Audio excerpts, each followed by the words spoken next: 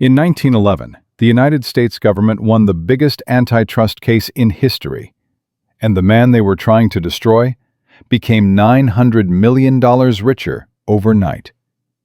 That's not a typo.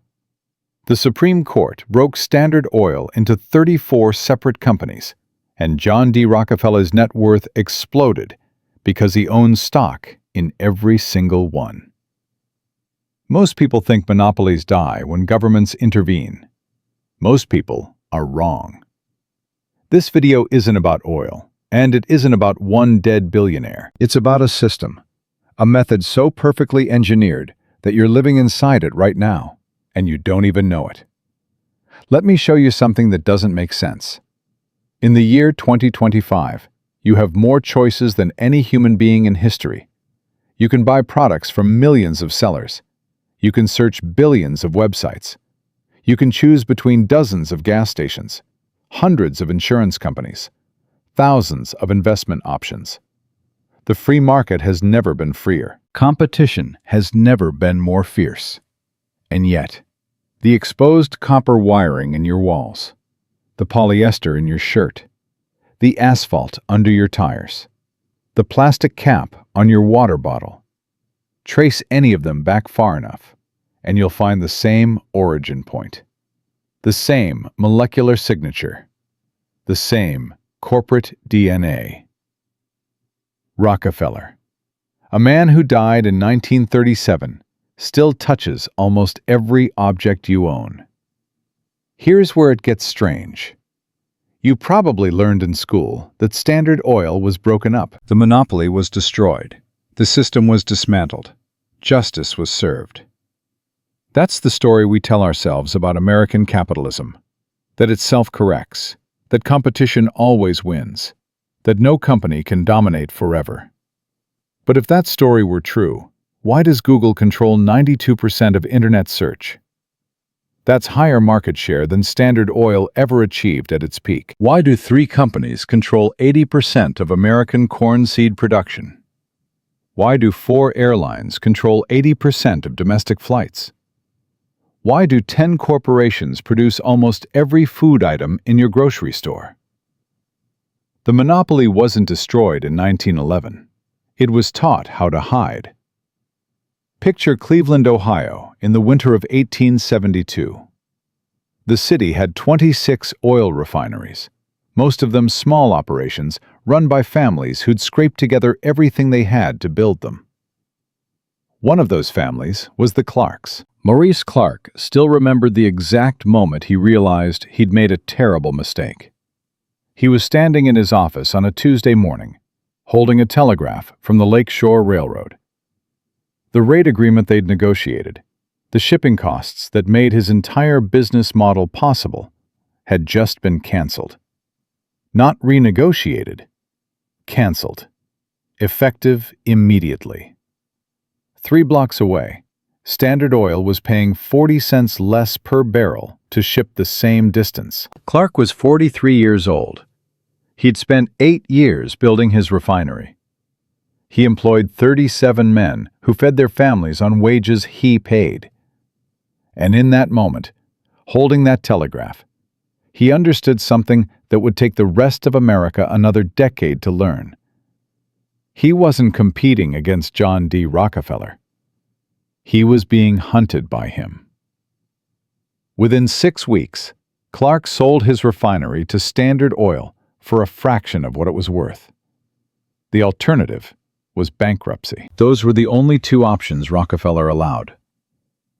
What most people get wrong about Rockefeller is they think he was greedy. They imagine a fat cat in a top hat, lighting cigars with $100 bills, motivated by pure avarice. That misunderstanding actually helps the system survive because it lets us believe the problem was one bad actor rather than a blueprint that anyone can follow. Rockefeller wasn't greedy. He was religious, devout Baptist. Tithed his entire life, even when he was making 50 cents a day as a teenage bookkeeper. He genuinely believed, and I mean genuinely, in his bones, in his prayers, that God had chosen him to bring order to chaos. Competition was sinful because it was wasteful. Monopoly was righteous because it was efficient. He didn't want to crush Maurice Clark because he hated Maurice Clark. He wanted to crush Maurice Clark because Maurice Clark represented inefficiency, and inefficiency was a moral failing that Rockefeller had been divinely appointed to correct. This is important because the system doesn't require villains to function. It only requires people who believe they're doing the right thing. Now let me show you the other side. In that same winter of 1872, a young accountant named Henry Flagler was helping Rockefeller execute the Cleveland Massacre. That's actually what historians call it, the Cleveland Massacre. In 90 days, Rockefeller bought 25 of 26 refineries in the city. Flagler handled the numbers. He was 38 years old, and he'd already failed twice in business: salt mining, grain trading. Both ventures collapsed. He was carrying debt, supporting a sick wife, watching younger men pass him on the economic ladder. Then Rockefeller offered him a partnership. Imagine the scene: Flagler sitting across from Rockefeller, being shown the secret railroad rebate agreements. The deals that meant Standard Oil paid less than half what competitors paid to ship the same oil the same distance. The contracts that guaranteed anyone who competed against them would lose money on every barrel they sold. Flagler didn't wrestle with the ethics. He saw a system that worked, and he wanted to be on the winning side of it. By 1913, he was worth $100 million and owned most of Florida's East Coast. The Flagler name is still on buildings, streets, and counties throughout the state. Maurice Clark died in modest circumstances, remembered by no one. Here's the pattern: same industry, same moment in history, same set of facts. One man was destroyed by the system. One man profited from it. The only difference was which side of the mechanism they stood on. And here's what should keep you awake tonight. That same choice exists right now in 2025, and most people don't even know they're making it. Because the Rockefeller system didn't die, it evolved. It learned to hide behind friendly logos and free services and the illusion of choice. And I'm going to show you exactly how it works. The specific mechanisms, the precise tactics, the step-by-step playbook that every dominant corporation has followed for 150 years. But first, you need to understand something that the textbooks leave out. The government didn't break up Standard Oil because it was too powerful. The government broke up Standard Oil because Rockefeller made a single strategic error in 1902, an error so small that it barely made the newspapers, but so consequential that it changed the structure of American capitalism forever. That error, and how Rockefeller turned his own defeat into his greatest financial victory, explains why the system is still unbeatable today. Let me take you back to where it started, not with oil, but with a con man and a Bible. John Davison Rockefeller was born July 8, 1839, in a small town in upstate New York. His father, William Avery Rockefeller, was a traveling salesman who sold miracle cures for cancer. Fake ones. He would roll into farming communities, convince desperate families that his elixirs could save their dying loved ones, collect their money, and disappear before anyone could verify the results. The locals called him Devil Bill. His mother, Eliza, was the opposite, a devout Baptist who read Scripture every morning and believed that discipline, frugality, and hard work were the only paths to salvation. She raised her children alone for months at a time while Devil Bill ran cons across the countryside, sometimes maintaining a second family in another state. Picture young John at the dinner table, watching his mother count pennies, while knowing his father was somewhere out there, living large on money stolen from grieving families. That tension, the con man's ruthlessness, and the Baptist's moral certainty, would define everything Rockefeller built. He didn't become one or the other. He became both. By age 16, Rockefeller was working as an assistant bookkeeper in Cleveland, earning 50 cents a day. He recorded every penny he spent in a small ledger he called Ledger A. Bread, 3 cents. Church donation, 6 cents. He tithed from the very first paycheck and never stopped, even when he was worth more than the U.S. Treasury. This is where most people get the story wrong. They assume Rockefeller became religious later, as a way to justify his wealth or clean his reputation. But the ledger proves otherwise. The religious discipline came first. The fortune came second. He genuinely believed that making money and serving God were the same activity. And in 1859, when oil was discovered in Titusville, Pennsylvania, God apparently wanted him to organize the petroleum industry. The early oil business was chaos. Imagine thousands of men rushing into western Pennsylvania, drilling holes wherever they thought oil might be, with no coordination, no infrastructure, and no idea what they were doing. One week, there was so much oil that producers couldn't give it away. Prices collapsed to 10 cents a barrel, less than the cost of the barrels themselves. The next week, wells ran dry and prices spiked to $10. Fortunes were made by breakfast and lost by lunch. Rockefeller looked at that chaos and saw exactly what his father would have seen: opportunity. But here's the key difference. Devil Bill would have drilled a well, made quick money, and moved on. His son thought in systems. Why gamble on drilling when you can own the step that every driller depends on? Crude oil is useless by itself.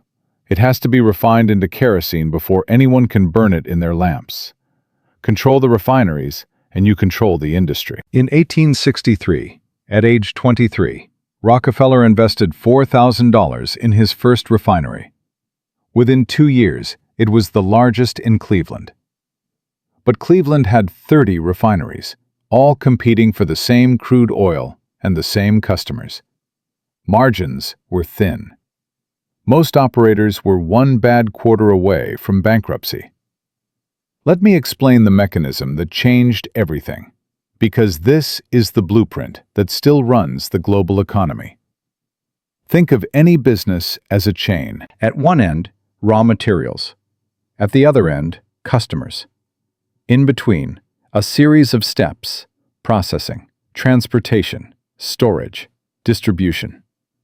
Most businesses control one step.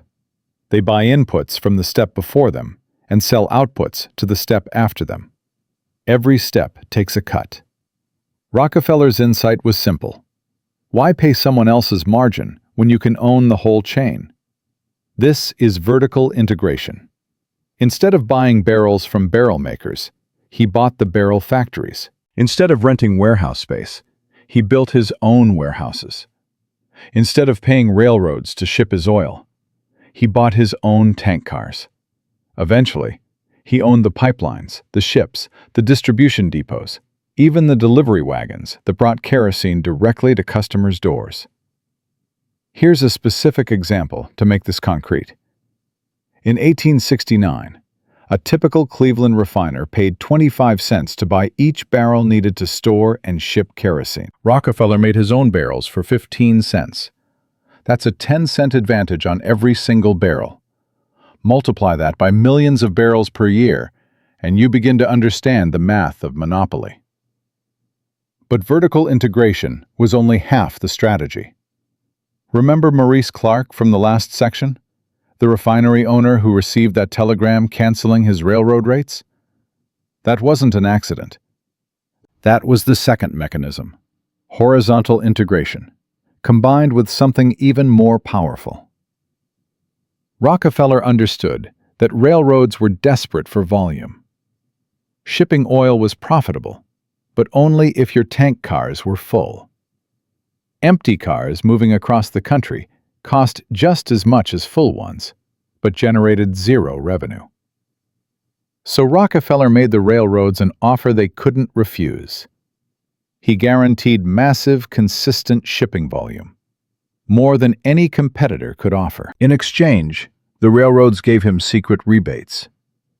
Standard Oil would officially pay the same rates as everyone else, but at the end of each month, the railroads would quietly refund a portion of Standard Oil's payments.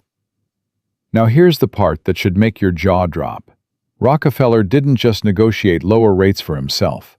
He negotiated a system where the railroads paid him a portion of his competitors' shipping costs. It was called a drawback. Every time Maurice Clark shipped a barrel of oil, a portion of what Clark paid went directly into Rockefeller's pocket. Let that sink in. Rockefeller was making money every time his competitors did business. This is why Clark never had a chance. This is why nobody had a chance.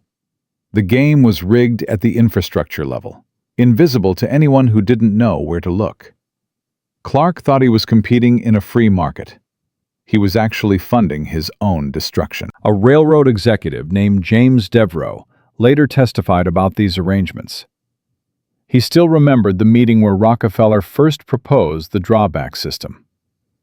Devereux was 41, a veteran of the industry, and he considered himself a hard negotiator. But sitting across from the young oil man, watching him lay out the logic with absolute calm, Devereux felt something he'd rarely experienced in business: the recognition that he was outmatched. He never raised his voice, Devereux recalled. He simply showed me the mathematics. If I accepted his terms, I would have guaranteed volume and profit. If I refused, he would route all Standard Oil shipments through my competitor, and I would lose 60% of my oil business overnight. He didn't threaten. He didn't need to. The numbers spoke for themselves. Devereux signed the agreement. What choice did he have? And this brings us to the moment in 1872, when Rockefeller decided Cleveland wasn't enough. The Cleveland Massacre wasn't about anger or ego. It was a systems test. Rockefeller wanted to prove that his method, vertical integration combined with railroad leverage, could eliminate competition entirely. If it worked in Cleveland, it would work everywhere. In 90 days, he approached every refinery owner in the city with the same offer: sell to Standard Oil at fair market value, and Rockefeller would often keep you on as a manager with a good salary. Refuse, and watch what happens to your business when you're paying 40 cents more per barrel to ship oil than your competitor. 25 out of 26 refineries sold. The one holdout, a stubborn German immigrant named Frank Backus, tried to fight. He held on for 11 months, watching his margins evaporate, borrowing money to cover losses, convinced that the market would eventually correct itself. It didn't. Backus finally sold in early 1873. He was 52 years old. He'd built his refinery over 15 years, and he walked away with barely enough to pay his debts. His wife later described the night he came home after signing the sale papers. He sat in their parlor for 3 hours without speaking, just staring at the wall. Within 5 years, Rockefeller controlled 90% of American oil refining.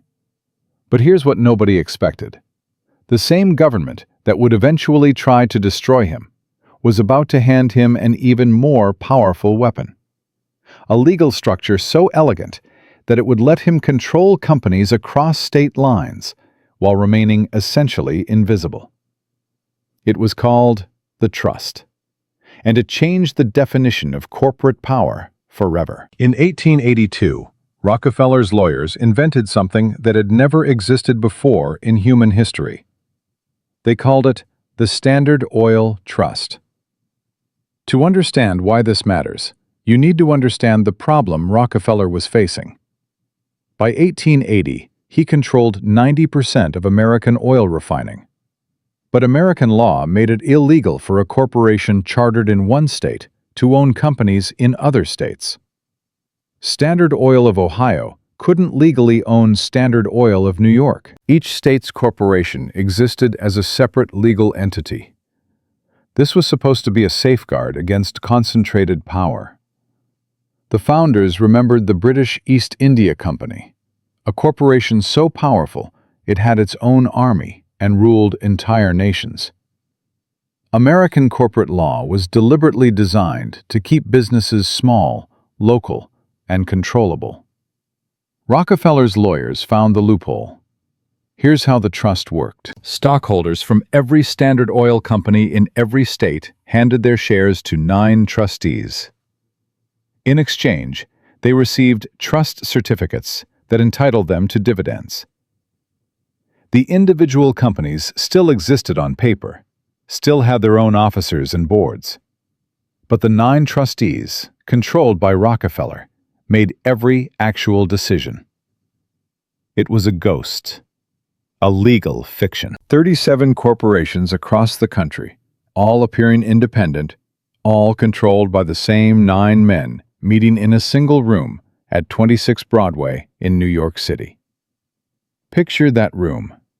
Dark wood paneling, a long table, 9 chairs. The men who sat in those chairs controlled more wealth than most nations. They set the price of kerosene for every lamp in America. They decided which railroads would thrive and which would struggle. They determined whether a small business owner in Kansas City would make enough money to feed his family or lose everything he'd built. And nobody knew. That's the part that should stop you cold. For years, the American public had no idea the trust existed. When journalists tried to investigate Standard Oil's reach, they found dozens of seemingly separate companies with different names, different offices, different management. The connections were invisible. The control was total. This was Rockefeller's true innovation. Not vertical integration, not railroad rebates, but the discovery that you could control everything while appearing to control nothing. You could own the entire market, while regulators saw only independent businesses competing normally. The trust wasn't just a business structure. It was a template for invisible power that every major industry would copy for the next century. Let me show you how it actually worked in practice. In 1884, a woman named Ida Tarbell was 27 years old, living in Titusville, Pennsylvania, the town where oil was first discovered. Her father, Franklin Tarbell, had spent 20 years building an independent oil-producing and tank manufacturing business. He was careful, methodical, debt-free. He'd survived the boom and bust cycles that destroyed so many others. Then, the trust decided to consolidate pipeline transportation. Franklin Tarbell still remembered the morning the letter arrived. He was 56 years old, standing at the window of his office, watching oil wagons roll past on the muddy street. The letter informed him that National Transit Company, a trust subsidiary, would now control all pipeline access in the region. Independent producers could still use the pipelines, of course, at rates that made profitable operation impossible. It wasn't a declaration of war. It was simply a notification that the war was over. Within 2 years, Franklin Tarbell was out of business. He lost everything he'd built. Ida watched her father, a man who'd worked his entire life, who'd done everything right, who'd followed all the rules, destroyed by forces he couldn't see and couldn't fight. She never forgot. 18 years later, Ida Tarbell would publish The History of the Standard Oil Company, a 19-part investigative series in McClure's magazine that exposed every mechanism, every railroad rebate, every secret agreement. It remains one of the most devastating pieces of journalism ever written. But here's what most people miss about that story. It took almost 2 decades from the destruction of her father's business to the publication of her exposé. For 20 years, the system operated in darkness. Now let me show you something that will reframe everything you thought you knew about antitrust. In 1890, Congress passed the Sherman Antitrust Act, specifically designed to break up monopolies like Standard Oil. The law had teeth, criminal penalties, the power to dissolve corporations. This was America fighting back against concentrated power.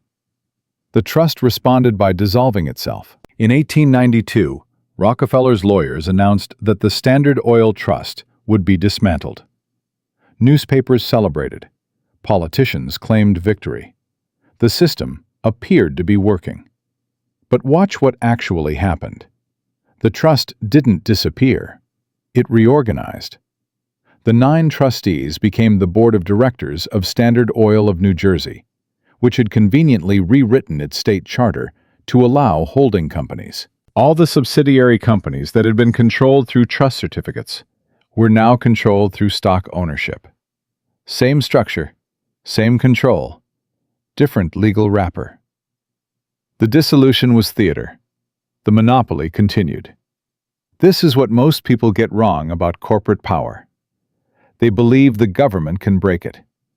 They believe antitrust enforcement works. They believe that when Congress acts, change happens. What actually happens is lawyers find new structures. The trust becomes a holding company. The holding company becomes interlocking directorates. Interlocking directorates become institutional investment funds. The form changes. The control remains. And now we arrive at 1902, and the error I mentioned at the beginning. Rockefeller was 63 years old and had been gradually withdrawing from day-to-day management. He spent most of his time at his estate in Pocantico Hills, playing golf, tending to his gardens, donating money to Baptist churches. Standard Oil essentially ran itself. The system he'd built was so perfectly designed that it no longer needed him. But the system had made an enemy in the White House. Theodore Roosevelt had become president after McKinley's assassination in 1901. Unlike his predecessors, Roosevelt actually wanted to enforce antitrust law. He called Rockefeller and his peers malefactors of great wealth. He believed concentrated corporate power was a threat to democracy itself. In 1902, Roosevelt's Justice Department began investigating Standard Oil. The company's lawyers, confident in their legal structures, made a critical mistake. They stonewalled. When federal investigators requested documents, Standard Oil delayed. When they subpoenaed executives, the executives claimed ignorance. When they asked about corporate relationships, they received answers so technical and evasive that investigators couldn't determine what was actually being said. This arrogance gave Roosevelt what he needed: a political villain. The case wound through courts for 9 years, and on May 15, 1911, the Supreme Court ordered Standard Oil of New Jersey dissolved into 34 separate companies. Pause for a moment and think about what you expect to happen next.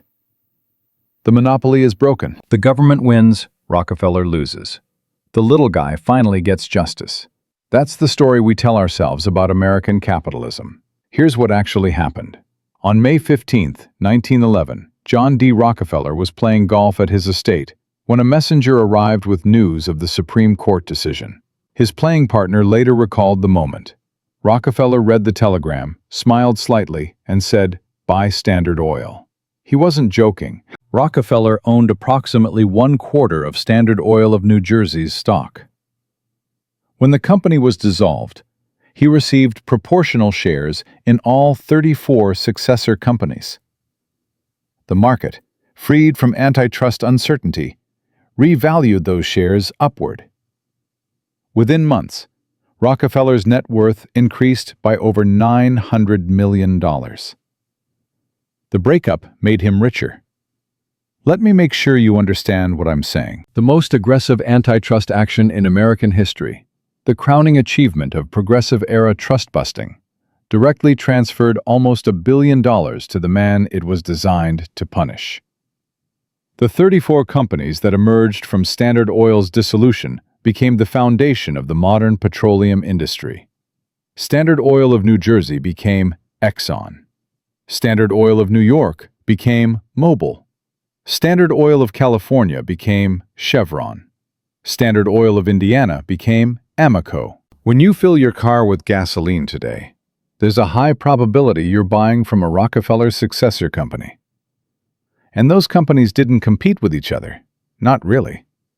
They maintained price coordination, shared markets, and operated more like divisions of a single corporation than independent rivals. The structure was gone. The behavior remained. Here's the rage moment.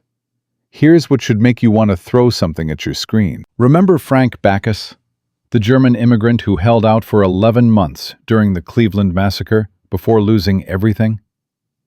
Remember Franklin Tarbell, Ida's father, who spent 20 years building a business only to watch it destroyed by pipeline monopolies? Those men followed the rules. They competed fairly. They believed in the American system. John D. Rockefeller broke every rule. He rigged markets. He bribed railroads. He crushed competition through illegal combinations. And when the government finally caught up with him, when justice finally arrived, he made $900 million from the punishment. Backus died with nothing. Tarbell died with nothing. Rockefeller died the richest man in human history. That's not a malfunction of the system. That's the system working exactly as designed. The rules protect those who are powerful enough to shape the rules. Everyone else is just participating in a game they cannot win. But Rockefeller's most lasting innovation wasn't Standard Oil. It wasn't the trust. It wasn't even the dissolution that made him richer. It was what he did with the money afterward. In 1913, 2 years after the breakup, Rockefeller established the Rockefeller Foundation with an initial endowment of $100 million, the largest charitable gift in human history at that time. The stated purpose was promoting the well-being of mankind throughout the world. The actual effect was something far more consequential. The foundation didn't just give away money. It reshaped American medicine, American education, and American public policy along lines that served Rockefeller interests for generations. It funded the medical schools that trained every doctor in America. It funded the research institutions that developed pharmaceutical medicine. It funded the public health campaigns that created the regulatory frameworks still in place today. Philanthropy became the final mechanism, not charity, control. And the system Rockefeller built, the vertical integration, the horizontal consolidation, the trust structures, the regulatory capture, the philanthropic influence, that system didn't die with him. It spread to every industry in America. And then it went global. The consequences of what Rockefeller created are not historical curiosities. They're the reason you have 3 real choices for internet search, 4 real choices for airline travel, 5 real choices for banking, and the illusion that you're living in a free market. Let me show you exactly how deep this goes. Let me show you what happened after the cameras stopped rolling. The Standard Oil breakup of 1911 is taught in American schools as a victory. The government dismantled a monopoly. Competition was restored. The system worked. But follow the money forward, decade by decade, and you'll see something very different. The breakup didn't end the Rockefeller system. It taught the system how to become invisible. In 1911, the 34 successor companies appeared to be independent. Different names, different headquarters, different management teams. But the stock ownership didn't change. The board connections didn't change. The pricing behavior didn't change. What changed was visibility. The consolidated control that had been obvious under Standard Oil became hidden under a maze of supposedly competing corporations. And then the system started spreading. By 1920, the Rockefeller methods had been adopted by steel, railroads, sugar, tobacco, and banking. By 1930, they'd reached automobiles, chemicals, and electricity. By 1950, they controlled pharmaceuticals, media, and aviation. Each industry went through the same evolution. Initial competition, then consolidation, then oligopoly, then regulatory capture that locked the winners in place. The pattern is so consistent that you can almost set your watch by it. Here's a number that should terrify you. In 1950, the four largest banks in America controlled 18% of total banking assets. By 1990, they controlled 35%. By 2024, they control 59%. Four banks, 60% of all assets. That's not competition. That's the endgame of Rockefeller's strategy playing out in slow motion, and we're watching it happen in real time. Let me show you what this looks like in actual human lives. Michael Torres opened a hardware store in Austin, Texas in 1985. He was 34 years old, had saved for 11 years, and believed in the American dream of small business ownership. His store served 3 neighborhoods. He knew his customers by name. He sponsored Little League teams and donated to the local fire department. In 1994, Home Depot opened a location 3 miles away. Torres still remembers the exact week things changed. It was October. He watched his daily customer count drop from 80 to 50 in 2 weeks. Home Depot was selling hammers for less than Torres paid his wholesale supplier. The math didn't work. It couldn't work. Unless you were Home Depot, with the buying power to negotiate prices no independent store could match. Torres fought for 4 years. He refinanced his house. He extended his hours. He specialized in services Home Depot didn't offer. Custom cuts, expert advice, personal relationships. It wasn't enough. In 1998, at age 47, Michael Torres closed his store. He'd lost his business, most of his savings, and the equity in his home. Today, at 73, he works part-time at a garden center owned by a private equity firm. His retirement account holds $47,000. His wife still works as a receptionist at 69 years old because they can't afford for her to stop. 40 years of work, $47,000. Now let me show you the other side. In 1985, the same year Torres opened his hardware store, a 25-year-old investment analyst named Kenneth Langone was raising money to fund a new retail concept. He'd identified the Rockefeller playbook in home improvement: vertical integration through supplier relationships, horizontal consolidation through aggressive expansion, and scale advantages that would make competition impossible. Langone invested $2 million in Home Depot's early financing. By 1998, the year Torres closed his store, that investment was worth over $300 million. Today, Langone's net worth exceeds $4 billion. He sits on hospital boards, funds university buildings, and is celebrated as a philanthropist and business genius. Same industry, same time period, same economic forces. Torres lost everything. Langone became a billionaire. The difference wasn't talent. Torres worked 14-hour days and knew more about hardware than anyone at Home Depot's corporate office. The difference wasn't even capital. Torres had savings. Langone had investors. The difference was position in the system. Torres was competing against the Rockefeller playbook. Langone was funding it. And here's what most people get wrong about this story. They think it's about big versus small, or corporations versus entrepreneurs, or greed versus honest work. It's not. It's about extraction. The Rockefeller system doesn't just defeat competitors. It extracts wealth from an entire economy and concentrates it at the ownership level. Every dollar of margin that Michael Torres lost didn't disappear. It flowed upward to Home Depot shareholders, to its executives, to the investment funds that held its stock, and ultimately, to people like Kenneth Langone, who understood that owning the extractors is the only position that matters.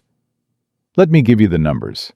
In 1985, there were approximately 26,000 independent hardware stores in America.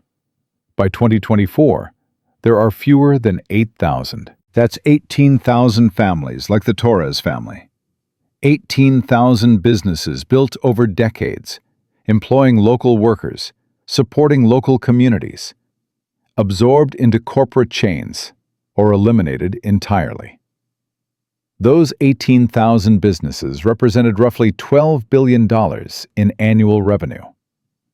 That revenue didn't vanish. It transferred to Home Depot, Lowe's, and Amazon. The wealth that used to be distributed across thousands of families is now concentrated in the hands of a few thousand shareholders. This is happening in every industry simultaneously. Independent pharmacies, 40,000 in 1990, fewer than 19,000 today. Independent bookstores, 5,100 in 1995, fewer than 1,700 today. Independent grocers, 34,000 in 1980, fewer than 12,000 today. Each closure represents a family. Each closure transfers wealth upward. Each closure is the Rockefeller system working exactly as designed. Now here's the trajectory forward, because the system isn't finished. Maria Castellanos is 31 years old and owns a small bakery in Phoenix. She opened in 2019, survived the pandemic through delivery pivots and community support, and currently brings in $280,000 in annual revenue. She employs 4 people. She makes about $52,000 per year after expenses. Based on current consolidation patterns, here's what the next decade looks like for Maria. By 2027, Amazon Fresh and Walmart Plus will control an estimated 35% of local food delivery. Maria will either join their platforms, paying 25% commission that eliminates her profit margin, or lose access to delivery customers entirely. By 2029, commercial real estate consolidation will likely raise her rent by 40 to 60%.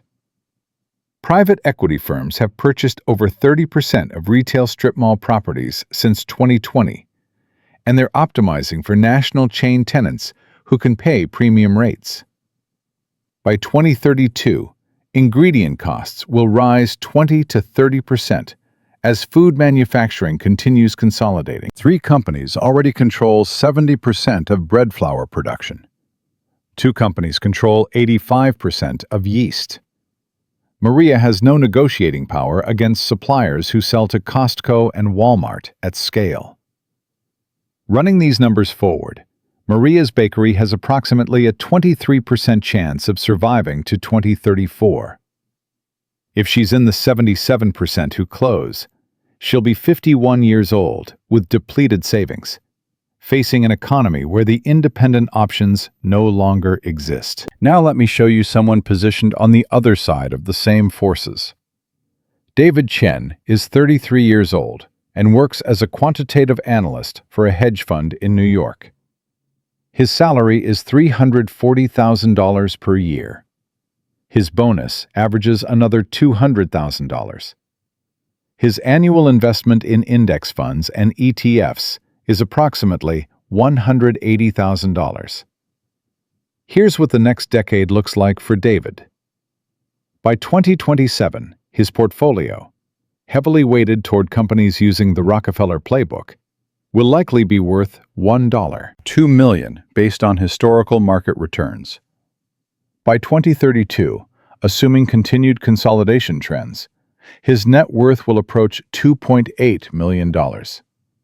He'll own shares in the companies that absorbed Maria's customers, raised her rent, and increased her ingredient costs.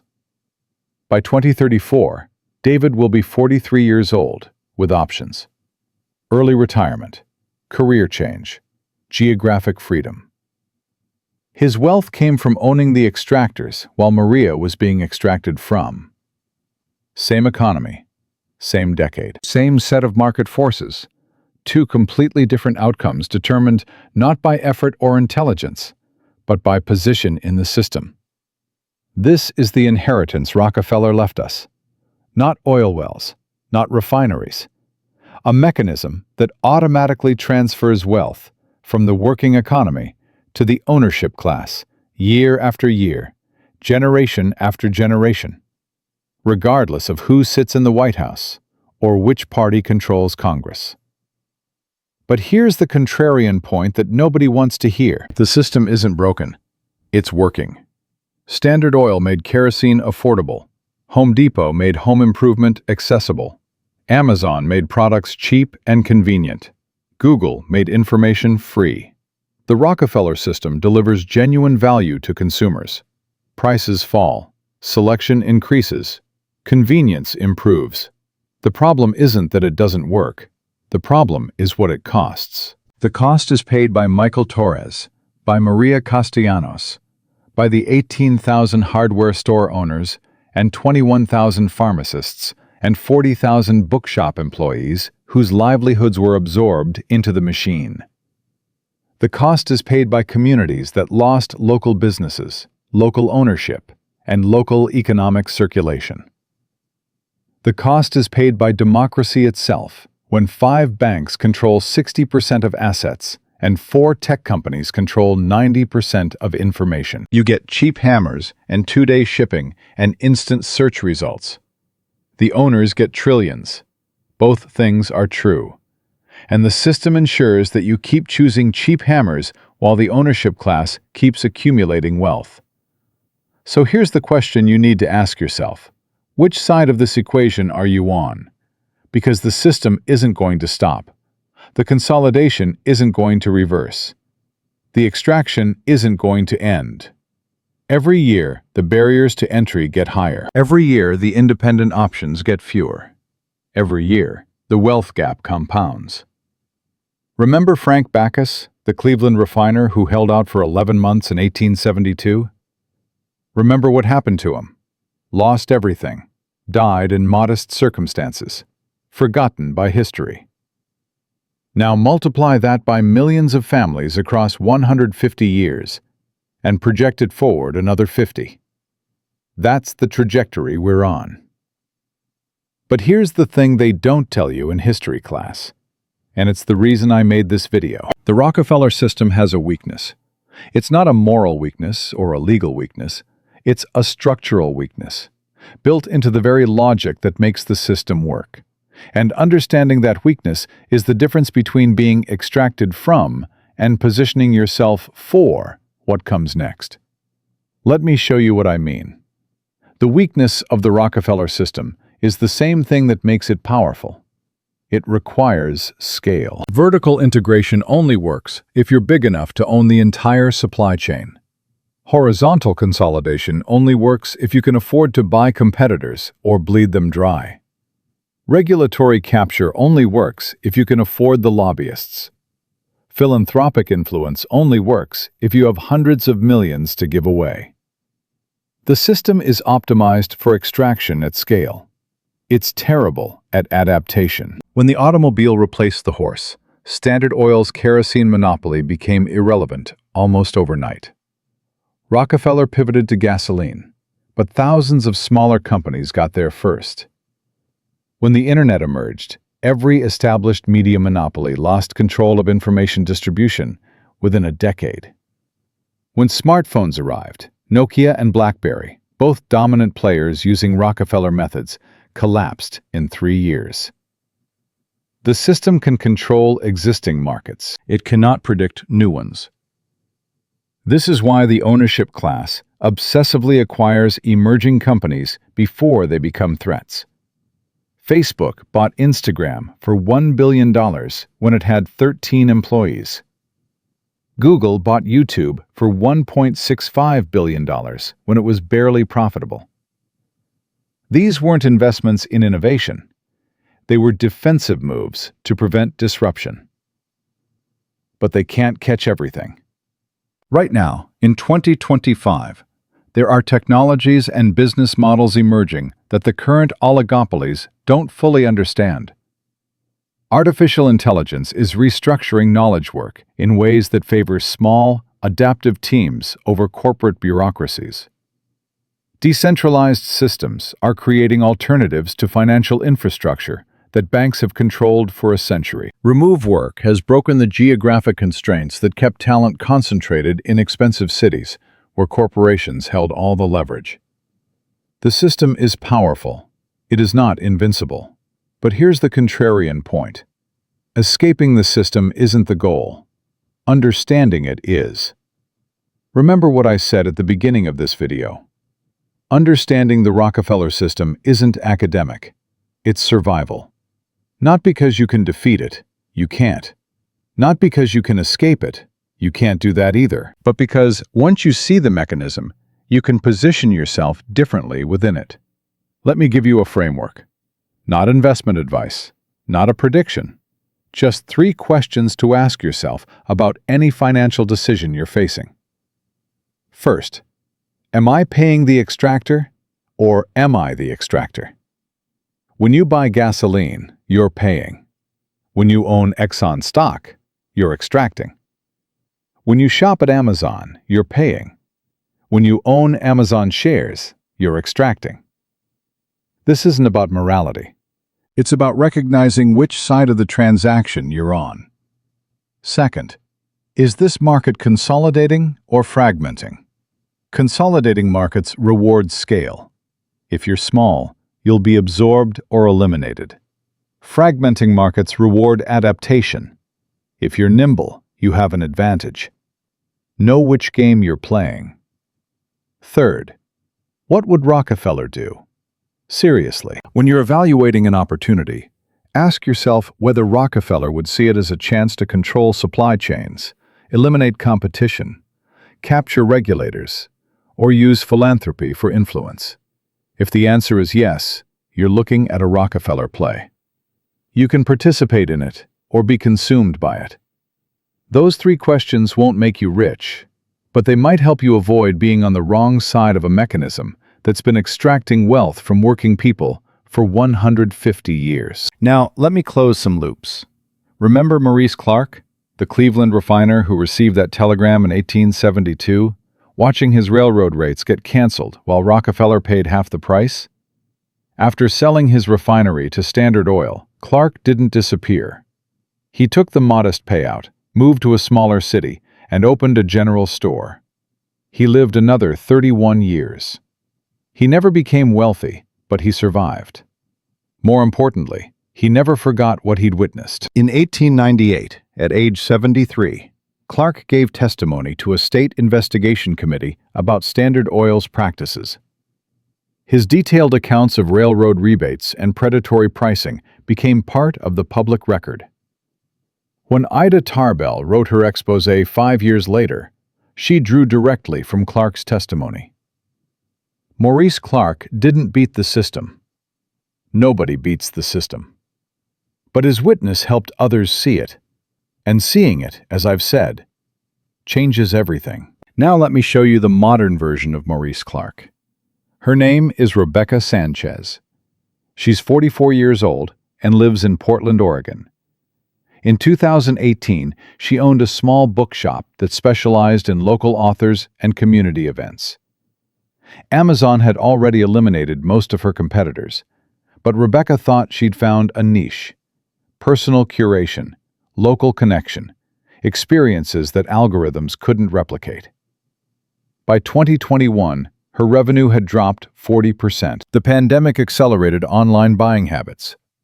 Her landlord, a real estate investment trust that had purchased the building in 2019, raised her rent by 30%. The math stopped working.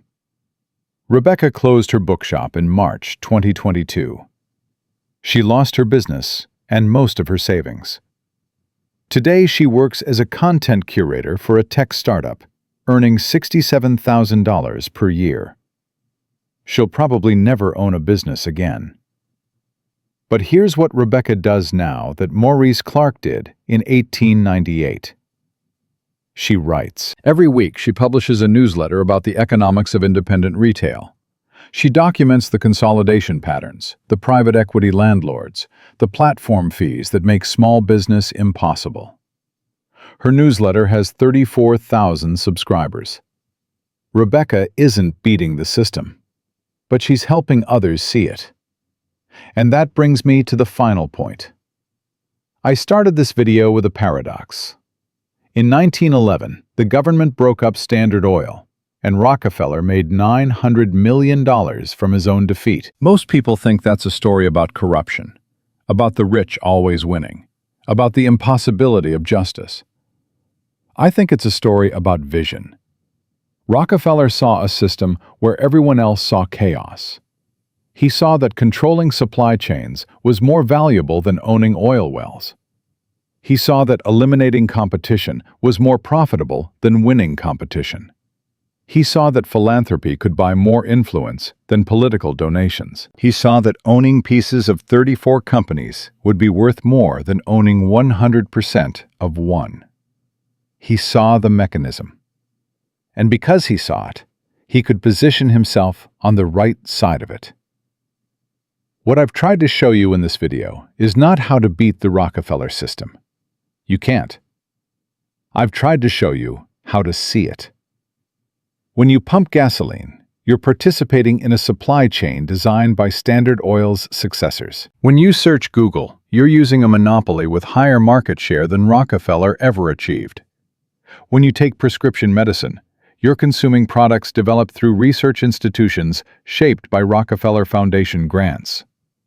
When you borrow money, deposit savings, or use a credit card, you're interacting with banks using corporate structures Rockefeller pioneered.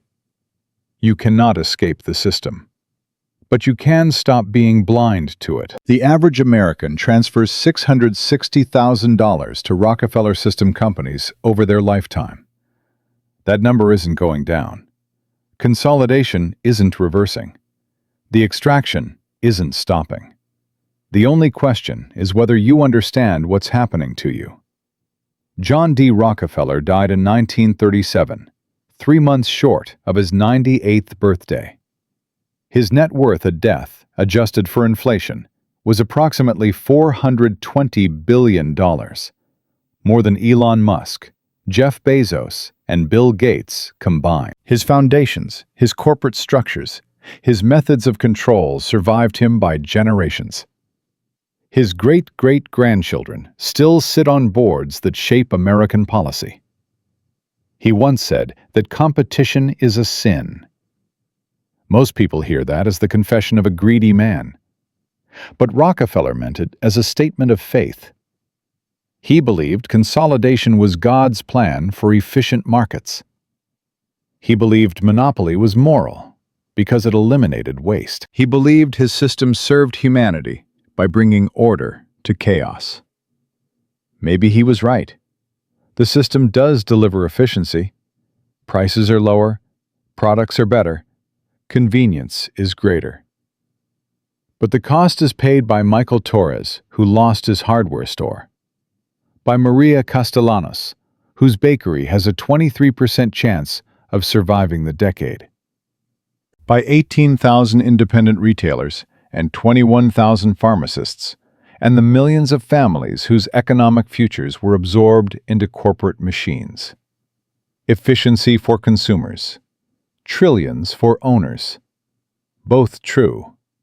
Both the system working as designed. Here's my re-anchor for you. This video was never about telling you what to do. It was about showing you what exists, the mechanism, the pattern, the 150-year-old playbook that still determines who wins and who loses in the American economy. What you do with that knowledge is up to you. You could accept the system and use its efficiencies while understanding the cost. You could resist the system and support alternatives even when they're more expensive and less convenient.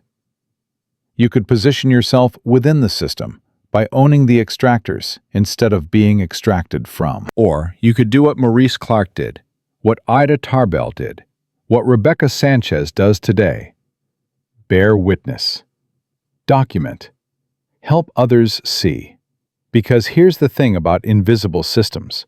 They only stay invisible as long as people don't look. Rockefeller built a system designed to be permanent. Vertical integration. horizontal consolidation, regulatory capture, philanthropic influence. It's operated for 150 years. It controls nearly every sector of the modern economy. It shapes your life, whether you know it or not. But systems built by humans can be understood by humans. And understanding is the first form of freedom. You cannot escape the Rockefeller system, but now you can see it. And seeing it changes everything.